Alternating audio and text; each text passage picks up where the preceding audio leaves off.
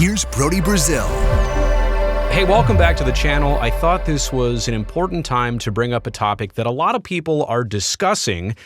It's out there, but how really understood is A's attendance over the decades? Now, the title of this presentation is a breakdown of attendance. So we will be diving into some numbers and some comparisons with the Giants across the Bay and how things have gone over the years here in Northern California. But literally, yeah, in recent times, it has been a breakdown of attendance for A's games at the Coliseum. This season, we've seen as few as 2,000 fans at select games. But again, just going back to whenever this gets brought up, the topic for me, whether it's in public conversation or in media coverage, it brings a lot of generalizations like, oh, A's attendance is bad. It's the worst in baseball right now. Well, yeah, that's true here and now, but how has it always been? And why has it always been certain ways? There's also assumptions made on why attendance is what it is. But again, I don't know that that's initially understood at the surface level. I think you need to dive deeper to really understand that. And going along with some misconceptions of why attendance is like it is. And ultimately, recency bias plays into this. Like I just said, you can look at the last year or two and just everybody recovering from the lost season of 2020, but also some things that have happened specific to the A's organization that just brought attendance down even farther. And so people look at recent times and say, well, attendance has always been terrible. As you're about to see, that's not so much the case. So let's start with just some descriptions of hopefully things we can all agree on here. What draws sports fans? This is across the board. This is not unique to baseball. It's not unique to the A's. This could be any team, any sport, across the country, across the world. What draws fans? Number one, a successful team. Like that's been proven, and that's probably the biggest one over all the decades. If you win, people are generally drawn to that. They want to be part of that. They're excited by that. They're interested in that. They want to invest in something that's winning. Fans are also interested in an interesting roster, players you like, personalities, somebody who's very skillful for whatever they do, pitching, hitting. I guess it could be in basketball, a Steph Curry of sorts, even if the Warriors were really bad. But they had Steph Curry over the years. Like, they would draw better simply because of that. I think we can all agree. So a successful team, an interesting roster. How about accessible tickets? You really don't want to go if it's $400 per person per game. You can't go consistently or regularly, or if tickets are hard to come by, not just the price, but the availability. So accessibility is a large factor to what draws fans. Now, there's also the whole supply and demand issue, right? The better the team is, the harder tickets usually are to come by. But somewhere in the middle ground, it's where you draw a lot of fans, when tickets are accessible. How about an exciting venue? Which we will see a prime example of this later on, how when the Giants moved to Pac Bell Park in the 2000 season, how that totally transformed their attendance ever since. Now, don't get me wrong. They won a few World Series since then, had Barry Bonds for a lot of years during those initial first seasons, and have had exciting players. But the venue itself, beyond the team, beyond the record, the venue itself can draw fans. And that's no surprise. Also, I think what draws fans season after season is loyalty and tradition. And that's twofold, right? Fans are loyal to the team. The franchise is loyal right back to the fans. It's that good synergy and relationship that keeps good attendance coming. And look, I'll even go back to the Warriors once again. How about the days of the early 2000s when they were really, really struggling and not good, but they always drew pretty respectably? I mean, these teams were going to win 15, 20, 20-something, 30 maybe games a year, but they still had near capacity crowds game after game, night after night, season after season. And there was just a good tradition and loyalty to the franchise, maybe sometimes to see the other team that they were playing. But bottom line is, loyalty and tradition have a lot for the sustained success of attendance even during the down years. So I think we can all agree what draws fans. Here's what won't draw fans on the flip side of it. Number one, a struggling team. And Going back to the Oakland A's of like right now, when you're on pace for the worst record in modern Major League history, like that alone is going to impact attendance. And I hate to say this, but like there is, across sports, a certain bandwagon factor. And yeah, when you're a winning team, all of the extra fans come out to see you. You'd hope that your base is the hardcore fan, the pedestrian, normal, really dedicated fan. They'll be there rain or shine. But a struggling team is not going to get all those extra fans. Let's say the casual fan may not show up as much. A depleted roster, like when you're the A's and you turn over your team again and again, at some point, that's not going to encourage the fan base to keep coming out. And look, I'm using the A's as the example, but again, this goes for all teams across all sports. I think these are obvious things that we can all agree on here. Cost increases if the price of tickets go up, whether they're regular tickets or season tickets or parking or amenities. It's like rent, right? If rent goes up, maybe there's less of a desire for somebody to live in a certain place. A dilapidated venue. I certainly think that plays a part in where the A's are at with the Coliseum, but a lot of venues across the country, it's just not the same once people see what another team has and another fan base has. And you're fine with where you've always gone. It's not going to instantly have a overnight effect, but over the years, the venue that you want versus the venue that you have might draw, or I should say not draw fans, but might draw some fans to be a little less satisfied. And then animosity and blame and turbulent relationships, and I don't even want to dive too far into these weeds, but teams and their fan bases and situations, I mean, there have been a lot of things over a lot of years, but those types of, struggling relationships, that does not necessarily help you in drawing fans. Okay, are you ready to dive into the numbers? Because I definitely am here. I'm going to compare the A's and Giants, but I want to be clear. Giants fans, this is not about you. I'm not trying to point anything bad at you here. This is the comparison that we all have to make because there's two teams in this market, and over the years, they've experienced the same things locally, similar things, I should say, locally, as well as nationally with how baseball has gone. And you can see here some interesting spikes, and there's definitely some things to point out here.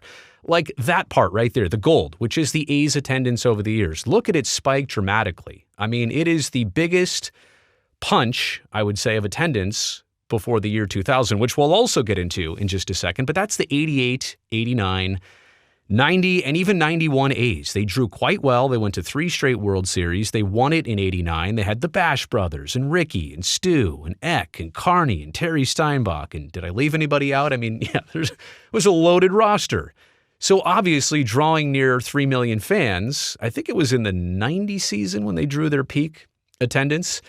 There's no surprise there, right? And the A's at that point were far outdrawing the Giants. But you can see back and forth, there were spikes both ways. Look at the Giants of 78, 79, almost into 80. They had a spike there. Then the A's had a spike in 1982. But that big one right there is obviously the A's World Series success. Okay, that spike right there is the Giants signing Barry Bonds in 1993. As I said before, different things can draw fans. Winning, like the A's did, was that huge push in gold. Now that little spike right there is a brand new player, one of the most exciting hitters in baseball, Barry Bonds, joining the Giants in 93. Both teams had that sudden decline in 94. Do you remember why? That was the MLB players' strike about halfway through the season. And baseball really didn't recover for a couple seasons. However, the next thing I want to point out is both teams on the uptick into the 2000s of attendance, but look at this dotted line. You definitely know what that is, right? That's the Giants moving from Candlestick Park into Pac Bell Park, which was then known as SBC Park, then AT&T Park, and currently Oracle Park.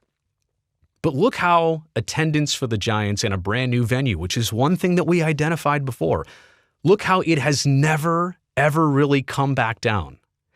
Granted, the Giants still had Barry Bonds when they moved into the new ballpark. They made the playoffs. I believe, was it 2000 and 2001, and they went to the World Series, lost it to the Angels in 2002. But they were a good team in that new venue, a great way to break the ice at the new digs. And they also had Bonds. You go on to the streak later of 2010, 12, and 14, and even 16. They made the playoffs. Sustained success, interesting players, and yeah, there was a little bit of a dip about 10 years in, 2008, 7, 8, 9 or so, of attendance, but really it never looked back once they moved downtown, once they got the brand new beautiful stadium. And they jumped way ahead of where the A's have been ever since then. I think it needs to be identified, and this, again, is not a disrespect or a knock or any statement on the Giants. This is what happens to fan bases. They get rewarded with a brand new, beautiful venue, and they're going to show up almost regardless of a lot of the other things, right? Winning certainly helps. Interesting players certainly helps. But that new stadium tremendously helped them ever since. You cannot deny that big spike and how it's never really gone down since then. Obviously, we're looking at the 2020 dip and the recovery in 2021. But I don't expect, that plateau of where they've been, I don't expect that to go down anytime soon. So imagine that for the A's if hypothetically in 2005 or 6 or 7, if they did get that new stadium, even way back then. Or how about 2017, 18, or 19, or 2020? Imagine the boost they would have got from a similar new venue.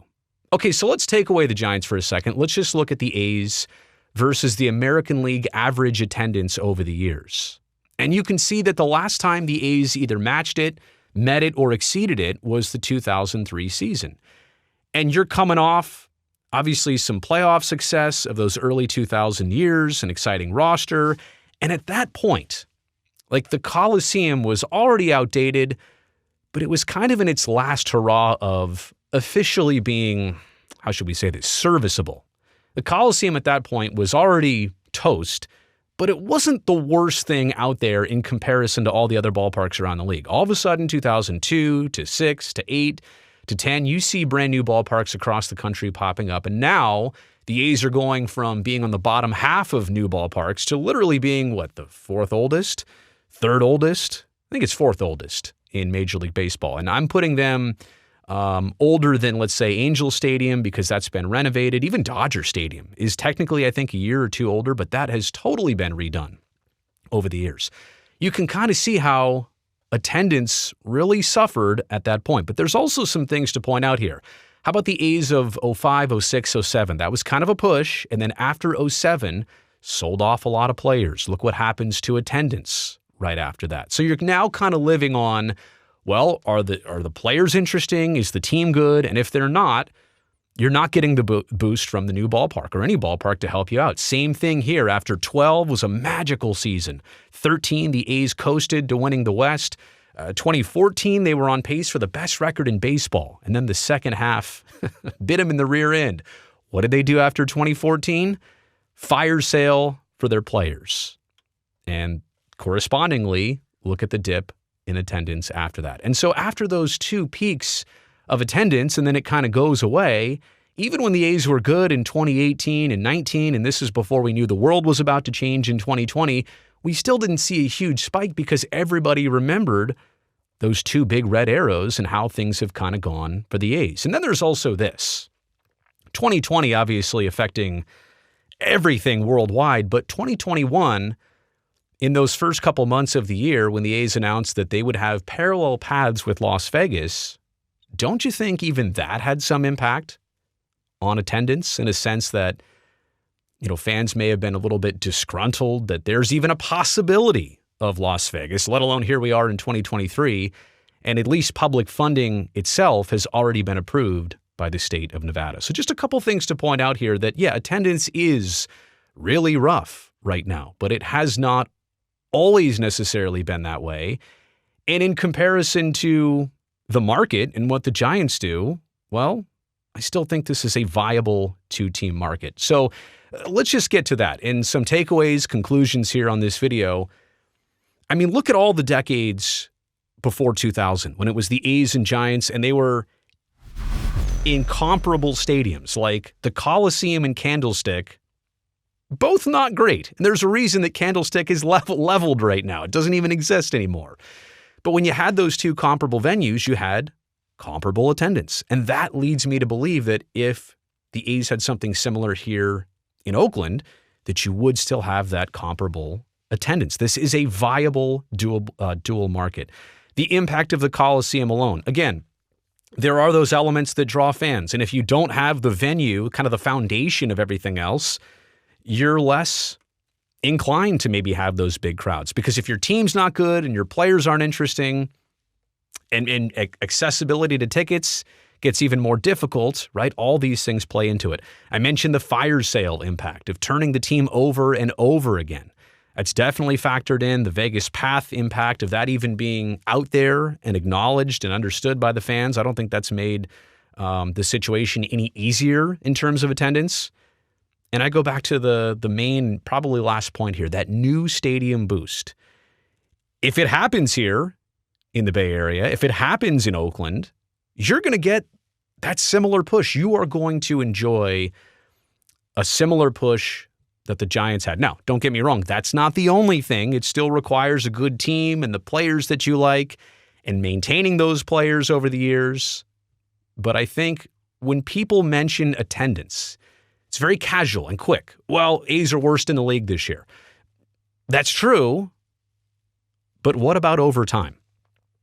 I mean, they've existed 55 years here in Oakland. Crazy enough, I've been going to the Coliseum for about 40 years. So a majority of that time, I think people really need to understand the bigger picture of where we're at, why we're here, versus just kind of dropping in how things are right now and trying to paint a different picture of how they've been over the years. So thanks for checking out this video. Thumbs up since you made it here all the way to the end. Don't forget, subscribe to the channel so I can definitely see you next time.